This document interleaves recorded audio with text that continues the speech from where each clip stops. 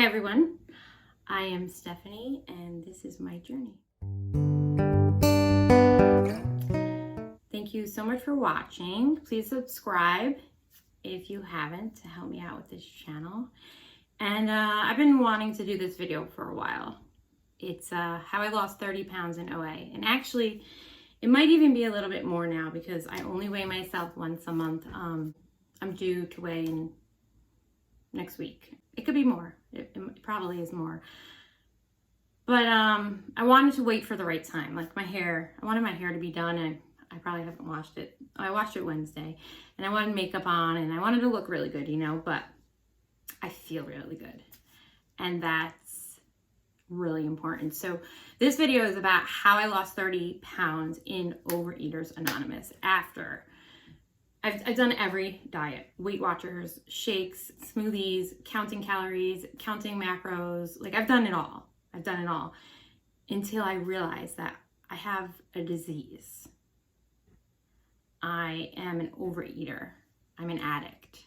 And I didn't understand until I went to a meeting or I listened to my first podcast, and I'll link everything below.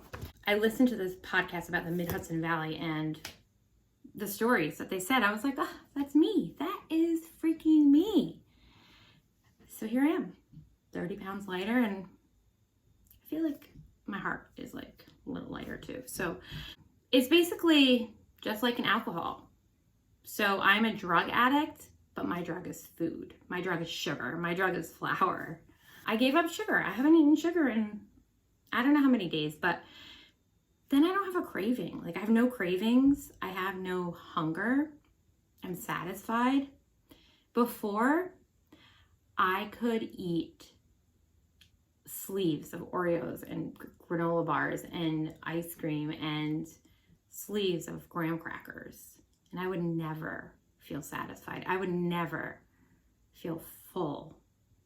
I would never, no amount of food would ever make me feel full or satisfied or happy. I used to wait for my husband in the middle of the night to go to sleep just so I could eat.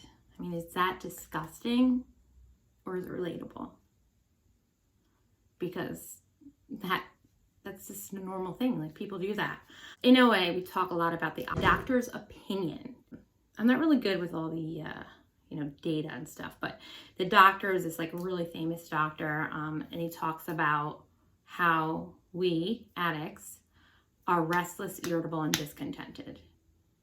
And it explains the illness. And it's from Dr. William D. Silkworth. And we use the same book as Alcoholics Anonymous. So alcohol is food.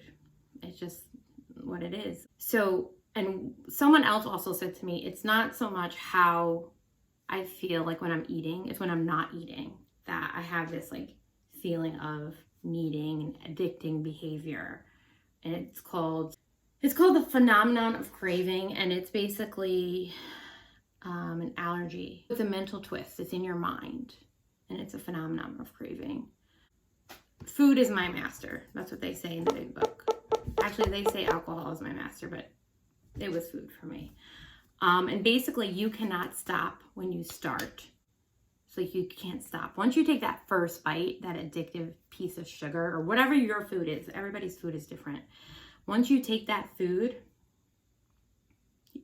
it's over. It's just over. So that's my first thing. So my second thing I did to lose 30 pounds was I joined OA. What is it? We talked about that. You get a sponsor, you go to a meeting, you get a sponsor. You're gonna have to make a list of your alcoholic foods. So some of my alcoholic foods are anything with sugar, anything with flour, pizza, any treats, cookies, cakes, ice cream. And you're thinking, I could never live without that, but you can, and thousands of people do. And it's so good for you and your health. Once you make this list of food, they call it the red light, green light, yellow light foods. And the green are things you can eat, no problem, mostly vegetables probably. Or like for me, rice and potatoes. Everybody's list is different. Yellow is going to be a list of your maybes, but they end up in red anyway. So you might as well just put them in red. And red are those foods that you cannot, once you start eating, you cannot stop. So in order to go through the steps, you have to put the food down. That means you can't eat any of these foods, and you just have to do it. You either have to get to a place in your life that you're so desperate that you cannot, live any longer like this, or you just have to get to a place in your life that you're ready. And I've relapsed many times. I'm on my 4th sponsor, and I haven't gotten through the steps yet, so I'm not recovered yet. But I know I will get there. So that's number 2. Number 3 is, so number 2 was joining OA. Number 3 was I got a sponsor and I'm working through the steps. Like I said, I've relapsed many times, and it's okay. So many people do that.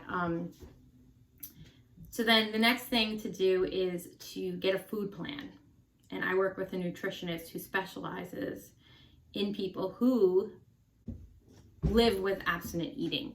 So my food plan is 3 meals. I used to do a snack, but a snack is just not good for me. I look forward to it.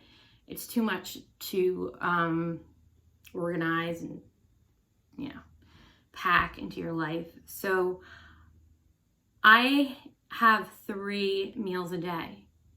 And I'll list this down below, but so breakfast, I have a protein. I have 4 things: a protein, a fruit. A fruit is with every meal.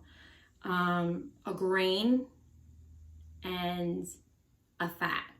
So for an example, a protein would be protein powder, or an egg, or a sausage, vegetable sausage, or like a turkey sausage. And so the grain would be like a sprouted Ezekiel bread, or oats. Usually it's oats. And then fruit is, if I'm making a smoothie, it's oranges. If I'm making overnight oats or having oats, it's apples. And then fat, which is, you can have butter, nut butter, if you can deal with that. I can't. I'm allergic to nut butter. And when I say allergic, it means the phenomenon of craving and the mental twist. So I don't break out in hives, but my allergies, once I start, I can't stop. So my fat is usually chia and flax seeds, which is very healthy for you, apparently. And hopefully I just covered that. So now lunch and dinner are so easy because they're the same. So I have a total of 9 ounces of protein for lunch and dinner. So it could be 4.5, 4.5. It could be 5 and 4, whatever I want. And I eat meat right now. I try to limit it because I do have high cholesterol. But chicken, veggie burgers, beef, seafood, whatever. And then it's 8 to 12 ounces of vegetables, which is really hard to cook, to shop for, to cook, to always have the vegetables, which is why I always have tons of frozen steamable broccoli on hand, so I can just throw that in the microwave and we're ready. And then a fruit, which I usually eat before lunch or after lunch, or before dinner, after dinner. And like for dinner, I'll have my little pear and I'll heat it in the microwave and put a little cinnamon. Then a fat, which usually, 2 servings of fat. So like a butter and an oil, or a mayonnaise, or a dressing. I use Primal kitchen dressing. Then you can always add like condiments up to 10 calories. So ketchup. My dog's being really weird. Mustard, or whatever you want. And you have to check your ingredients. You have to make sure there's no sugar in your ingredients as well. Sometimes if it's less than 2%, my nutritionist will say it's okay, but I like to try to stay away from that. And then 3 ounces of grains. So I usually have corn, rice, or potatoes. That's it. And you got to get the 90-second rice, so you heat it in the microwave and you're ready to go. Potatoes are easy. Put them in the microwave. Steamable corn. So protein, vegetable, fruit, fat, and grain. So I think I talked about them all. And the other thing is, for me, I have tacos every Tuesday.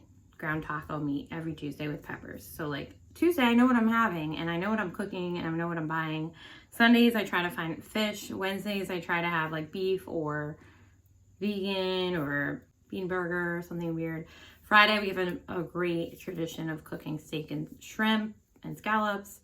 And Saturday, we usually order out. So that's pretty much about the food.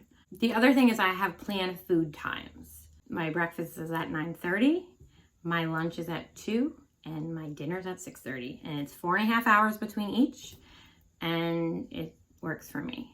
Some of the things I learned during relapse, I just wanted to go over that. So things about OA is like you put down the food to feel emotions, and then you have to deal with the emotions. Like, who wants to do that? Nobody, but you do it. And the fellowship is one of the most amazing things I've ever been a part of. I've made so many friends. There's groups, there's meetings, there's WhatsApp groups, GroupMe groups, text messaging, like just so great. And that's what keeps you involved every day. So right now, going through the steps, I have to make 3 phone calls to 3 fellows that are recovered every single day. And I try to do it like breakfast, lunch, dinner, break it up a little bit. I also listen to a podcast or meetings every day as well, and I have to respond to that. So this is me going through the steps right now, and hopefully one day I can make a video about how I sponsor. The other thing I learned is, so I believe there's a higher power. Call it God, call it the tree, call it whatever you want, but I believe there's a power greater than us.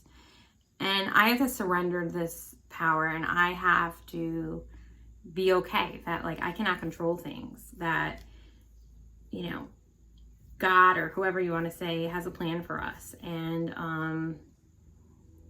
it's not up to me to decide. We say the serenity prayer a lot, which is God grant me the serenity to accept the things I cannot change, to have the courage to change the things I can, and the wisdom to know the difference. So it kind of sums up a little bit about that. So when you want to eat, before you eat, you want to go to your higher power. So you want to go to your higher power and talk to him, it, her before you eat. So I learned that too. And I'm also looking at notes here. So I wanted to kind of go over like a day of what my life looks like being in OA. So I wake up, I have 5 minutes of prayer and meditation in the morning. Right now it's kind of forced, but I'm hoping as it goes on, it comes a little bit more. You can journal too.